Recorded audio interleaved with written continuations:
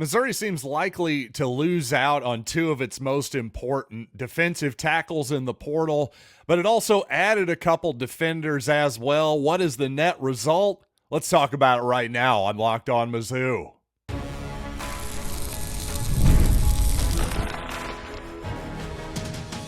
You are Locked On Mizzou, your daily podcast on the Missouri Tigers. Part of the Locked On Podcast Network, your team every day.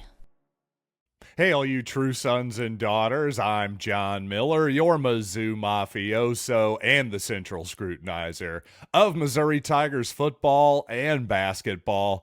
Coming up on today's show, I want to talk about some opening lines. Yes, already we've got point spreads for 4 Missouri games in 2024. Never too early to start thinking about the fall around here. But you know what? Before we start the program, I do want to say game off. We got to talk more about Monopoly Go, the fast-paced game. Lets you team up with friends for tournaments to unlock awesome prizes like unique stickers for trading, cool playing pieces, and hilarious emojis for taunting your friends. So download Monopoly Go, now free on Google Play or the App Store.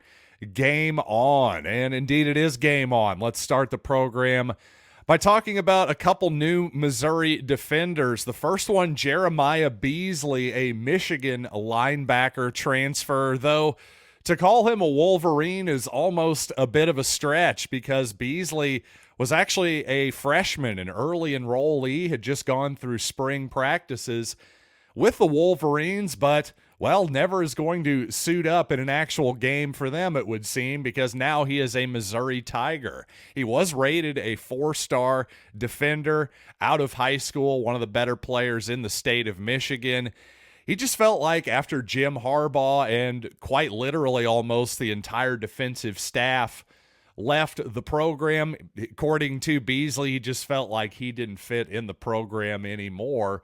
So a guy that Missouri was on pretty heavily out of high school is now a part of the program with the Tigers. So welcome Jeremiah Beasley, and also a welcome out to Eddie Kelly, Georgia Tech guy in the portal, an edge. He actually did have some experience, some significant experience with the Yellow Jackets, unlike Jeremiah Beasley at Michigan. 2 years to play for Eddie Kelly, so just more depth being added there for Brian Early, the new edge coach, defensive line coach for Missouri. Also, some other notable notes. This not as good of a news this time. Missouri was clearly targeting a couple guys that had visited Columbia. TCU defensive tackle Damonic Williams, or Demonic, who the heck knows how to pronounce his name. I'm just going with Dominic. We're sticking with that. I think that's the most likely one. Again, surely it can't be demonic for a guy who went to TCU, but maybe that's why he's in the portal after all. But here's the thing, Oklahoma, congratulations to you. You finally won a bidding war. See, that's the hilarious part of all of this, because this really became an open bidding war for Dominic Mysterio Williams. But no, seriously, for Williams, it was very obviously a bidding war. And at a lot of points, seemed like a lot of teams got turned off by that. Well, turned out OU and Missouri were in it until the end. And it sure seems like, based on all that, the Sooners had the high bid. So after a lot of kvetching and whining and complaining from Sooners fans over the last few months about, well, Missouri, they only got Williams Winery and Caden Green because of money. Well, darn it, you guys only got Damonic Williams because of money. Now I can complain about money as well. It really feels good. Feels better than actually looking in the mirror, that's for darn sure. But in all seriousness, that's definitely one that Missouri wanted to win, did not get. Congratulations to the Sooners on that one. That leaves Michigan State's Simeon Barrow, the other guy I've talked a lot about on this program, Michigan State guy in the portal. He could be making his announcement, heck, maybe even during this program, but certainly today, as early as the next couple days, for sure at the latest, I should say. It sure sounds like Missouri, one of Missouri's other biggest targets in the portal, will be announcing. However, LSU and the University of Miami are really big contenders, and Miami's a really interesting spot right now as a program because they're almost where I would say Missouri was in some ways just last season. I really think the University of Miami could be this season's Missouri. The 2023 Tigers could be very similar to the 24 Hurricanes, in my opinion, because the talent in that area is undeniable, obviously, in South Florida and just the entire state. But the schools also, they're boosters, sort of like the Tigers, making a really big push in name, image, and likeness here. Also, 2 top 7 classes the last 2 seasons under Mario Cristobal, but just 12 and 13 on the field. So the results have not showed up yet. But so it would be easy to be dismissive of Miami and Cristobal at this point. But boy, that sounds really familiar to me once again, doesn't it, Missouri fans? So definitely be on the lookout for the University of Miami this season, but it sure seems like to me that Simeon Barrow, based on all the reports out there, that's probably where he's leaning. So Missouri could be on the outside looking in for Barrow. Obviously, they came up a little bit short on Damonic Williams, their 2 biggest targets on the inside. But it just seems like Miami and Oklahoma simply either wanted or needed those guys a little bit more. So trending that way, or so it would seem. But ultimately, not much to really panic about there. A little bit disappointing, but still a lot of guys out there in the portal. And quite honestly, at this point, Missouri doesn't have any desperate needs at any position, but certainly inside is one spot where Missouri would like to replenish a lot of depth that they have lost from last season's roster. No doubt about that. But just to put everything into a wider context here, you look at Rivals.com.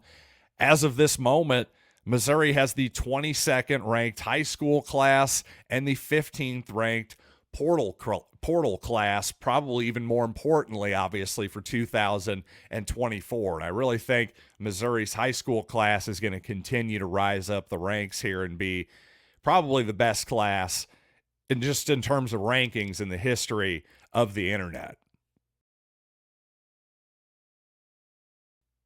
Now, in my humble opinion, it's never too early to start looking at the futures and the betting lines and all that good stuff. Even for individual games that are months away, you can truly find value in these types of propositions, in my opinion. But it also gives you a great gauge of where the experts think Missouri is landing. And as expected, Missouri an underdog in a couple of road tilts coming up in 2024, but by how much? Let's talk about these future betting lines here coming up in just a little bit.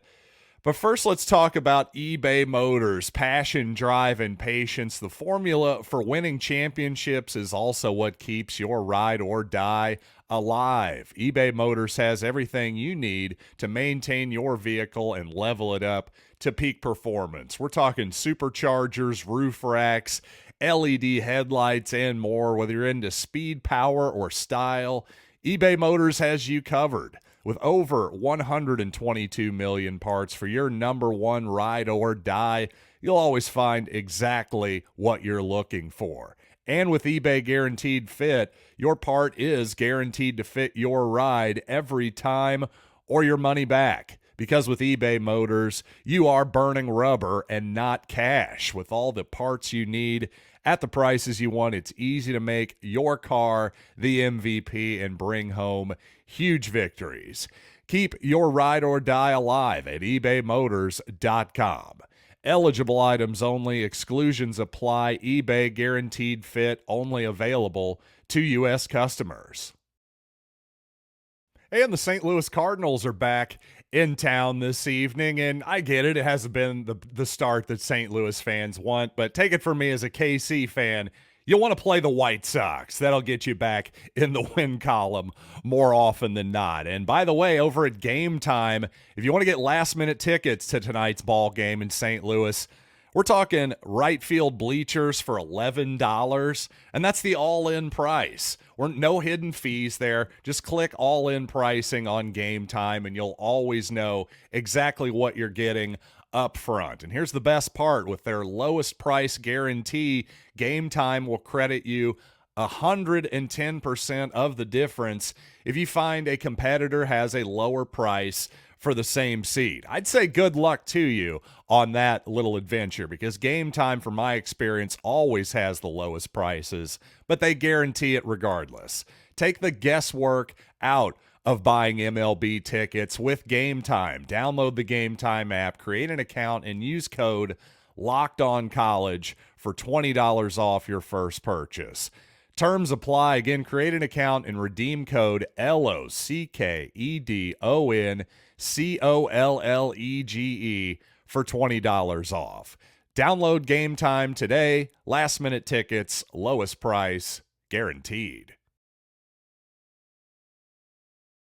Thanks for making Locked On Mizzou your first listen every day. You can find us on YouTube, wherever you get audio podcasts as well, including on the SiriusXM app, where, of course, you can catch the St. Louis Cardinals and the Chicago White Sox if you can't get to Busch Stadium tonight, on the app or on channel 184. Royals at home as well against the Texas Rangers on the app or channel 182. But you know what? When it comes to Mizzou football, unfortunately, my friends over at FanDuel Sportsbook don't have any lines out yet for any Missouri games, but some competitors do. So guess what? We're going to use those lines right now.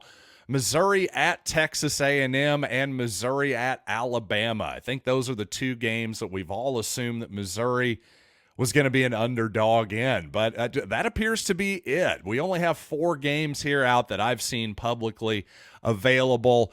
The other two being Auburn against Missouri at home. Tigers, well, the Missouri Tigers, that is, 10-point favorites over Auburn as we speak here. That sounds about right based on last season. And by the way, based on what I've heard from Brian Smith, among others, I wouldn't expect a big turnaround from Auburn this season. That's how I'm feeling at this point. Also, Missouri 4-point favorites over Oklahoma as we sit here. That seems pretty fair to me at this point. I thought Missouri deserved to be a favorite there. Certainly not a wildly significant favorite or anything like that. Now, when it comes to Alabama and Texas A&M, Tigers 4-point underdogs right now at College Station. Heck, if you're going to give me more than a field goal for the Tigers, I'll take it at this point. Alabama in Tuscaloosa, -8.5 right now against the Tigers. If anything, that feels a little bit high to me as well. I was thinking that the Tide probably deserved to be at least a 6.5 point favorite to be certain, but 8.5, that strikes me as a little bit high and maybe a good value that an optimistic Missouri fan could jump on at this point. But you know what? Wait until it's available at FanDuel Sportsbook, darn it. Now, when it comes to Missouri basketball, it certainly seems like Javon Porter not committing to the Tigers, ultimately going to Loyola Marymount, may have thrown the Tigers for a bit of a loop. Certainly, they're on to plan B now in terms of another big guy or forward. And one name I've seen bandied about a little bit is Josh Gray from South Carolina, the former Gamecock, a 4-year player, actually, who started his career at LSU before playing the last 3 years in South Carolina. I just don't really see him as much of a fit for Missouri for a couple reasons. Number one, Josh Gray, originally from Brooklyn, New York. Obviously, that's not exactly a geographic fit. South Carolina, Columbia, South Carolina, quite a bit closer to his former stomping grounds than Columbia, Missouri is. That's for darn sure. But even more importantly, I just don't see him as being a fit for Dennis Gates. Like myself, quite honestly, I'd commend Dennis Gates on this for the most part, but Dennis Gates likes big guys who have at least some modicum of skill offensively. And to be brutally honest, just looking at it on paper, it doesn't seem like Josh Gray has a tremendous amount of skill, first of all, being a 44% career free throw shooter.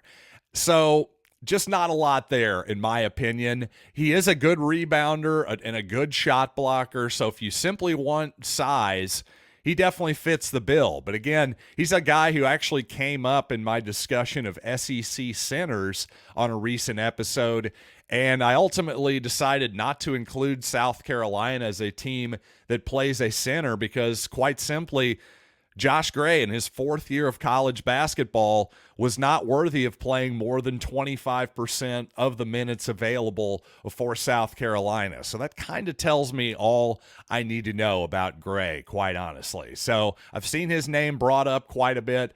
I think Missouri can do better than that.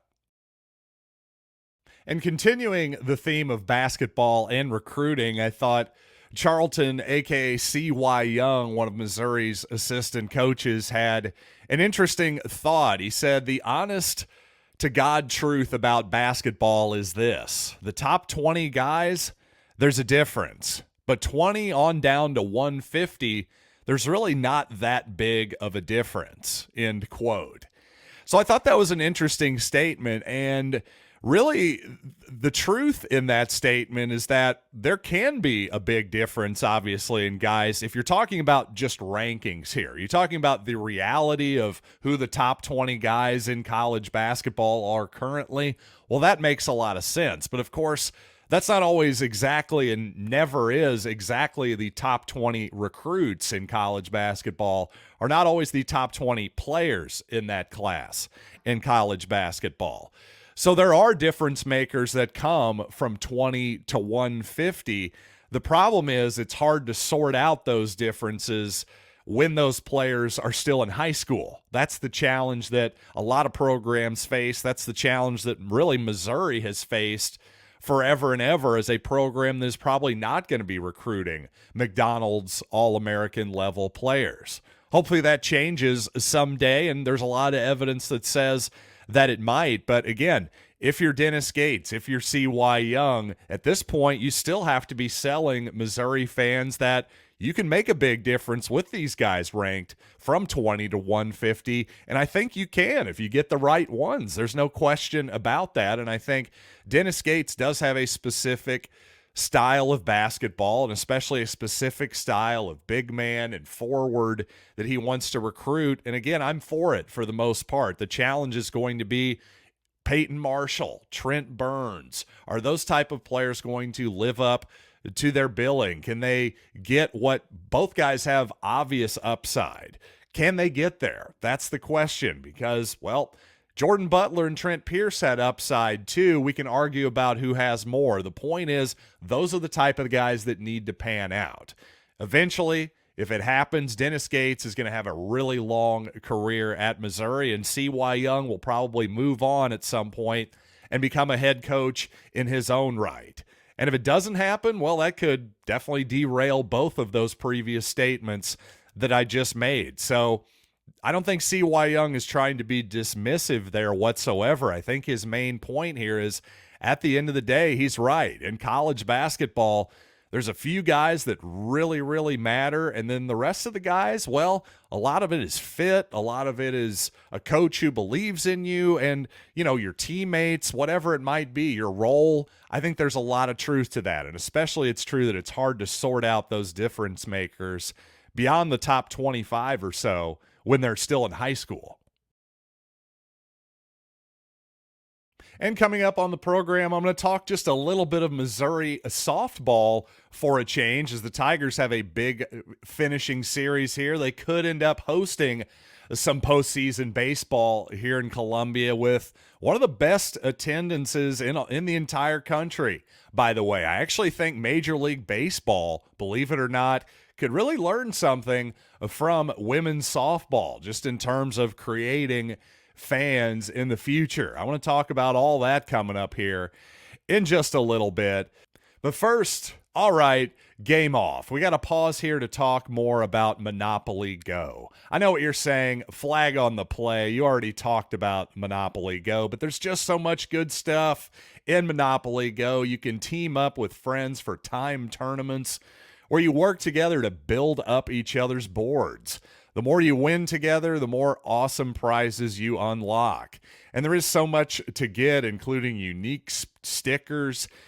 You can trade with friends to complete big albums for big prizes, cool new playing pieces to travel the boards with, hilarious emojis for taunting your friends when you smash their buildings or heist their vaults. Plus, Monopoly Go feels new and exciting every day with constantly changing tournaments and challenges. A ton include their own unique mini games like digging for treasure or a robot pachinko machine. And there's always new timed events that help you win big, like massive multipliers for everything you win or rent frenzies. There's always something fun to discover in Monopoly Go. So get off the bench and go download it now free on Google Play or the App Store. Game on! So obviously this is a Mizzou football and basketball show 95% of the time, but I think at this point, Missouri softball deserves a little bit of love on multiple levels, because while you might think this has been a disappointing season for the Tigers at first glance, they're actually sitting under 500 in the SEC at the moment. But again, context is king, because the SEC is such a meat grinder on the softball field that the Tigers are actually 9th in the country in RPI. So what does that tell you? It tells you the Tigers actually have a pretty good shot to still host a regional here in Columbia. This final series here in Columbia, South Carolina, against the Lady Gamecocks. Now, that's going to basically probably help decide quite a bit there. Now, Missouri, by the way, here's another thing in the Tigers' favor for hosting a regional, I would say. Tigers ranked 4th nationally in attendance, averaging 2,520 fans at each softball game at Mizzou Softball Stadium. That's really impressive. 4th in the entire country, especially when the rap on Missouri is, well, they don't really care about any sports that don't involve men's basketball or football. And I've basically bought into that idea. Well, the softball team is kind of showing you that if you have a sport that is accessible to your fans, and by accessible, here's what I mean. The game tonight in South Carolina is going to start at 5 o'clock Central Time. That's, of course, 6 Eastern. But, of course, a lot of Major League Baseball games, NBA games, a lot of this stuff, they start NBA playoff games, of course, which I'm a huge fan of. They start these games so late, if you're a child, well, you can't stay up and watch the games anymore. Well, you know what? Missouri softball is very family-friendly. It's kid-friendly. And guess what? On top of that, the fact that Missouri's winning these ball games, they have a fun, competitive team. Well, now you're actually growing new fans. You're getting the next generation of fans, which is something that, frankly, has been lost in Major League Baseball. And, I'm as into Major League Baseball this season as I have been for many years, but I'm a 41-year-old man. At this point, I'm the old guy. I'm far from the new fan that Major League Baseball is trying to attract. And you go all the way back to the 1985 World Series. I believe I have this correct. I think that was the first World Series ever where all the games were played under the lights. There was not a single day game in any of those World Series games. And what happened? Over the short term, it was a no-brainer because so many more eyeballs are able to watch television at 7 o'clock at night versus 1:30 in the afternoon. So there's really no argument against that, especially for during the week games.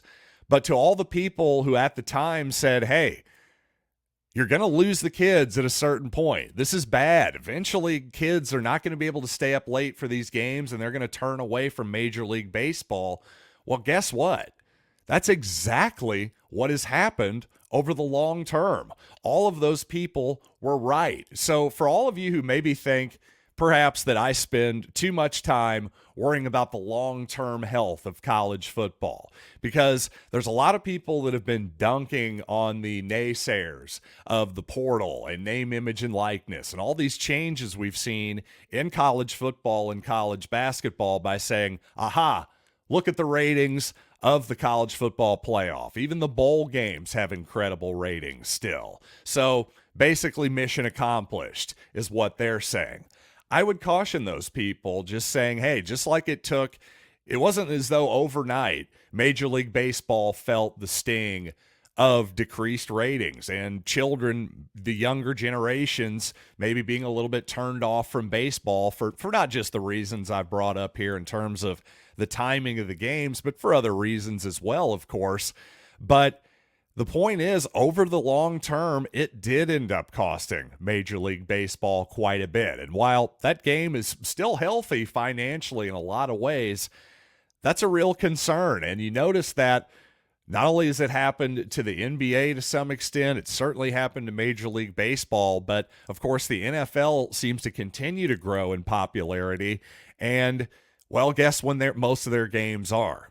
They're during the afternoon on a Sunday when kids can watch them quite easily.